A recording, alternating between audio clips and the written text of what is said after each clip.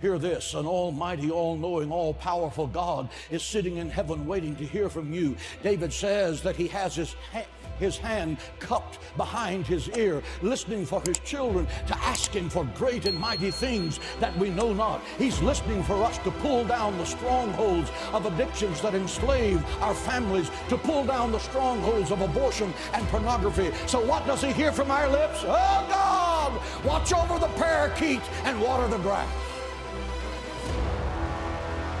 Let me tell you something.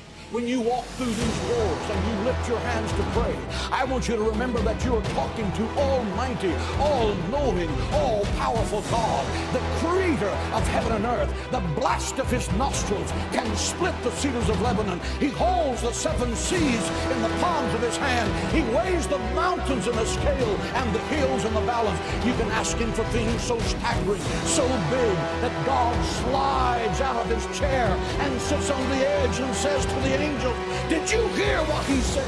Ask him, ask him, ask him for things that are impossible, because with God nothing is impossible. Ask him to defeat the giants in your life, because our God is a giant killer. Ask him to divide the sea before you and to bury Pharaoh and watch him turn your enemies into fish food. Ask him to send fire from heaven as he did for Elijah, and he will. Ask him to walk with you in the fire of the fiery furnace and be the fourth man in the fire, and he will. He said you will walk through the fire and the fire will not burn you. You will walk through the water and the water will not drown you. Ask him. He's the God who cannot fail. He's waiting to show you great and mighty things. Ask him. Pray, pray, pray. God in heaven wants you to have that power. You are made in the image of God. God is not a statue. He speaks, he thinks, he talks, he feels our infirmities. He answers our prayer. He's alive. He's Jehovah Shammah, the God who is there. He's Jehovah Nissi, the Lord who is our banner. He's Jehovah Shalom, the God our peace. Pray, pray, pray.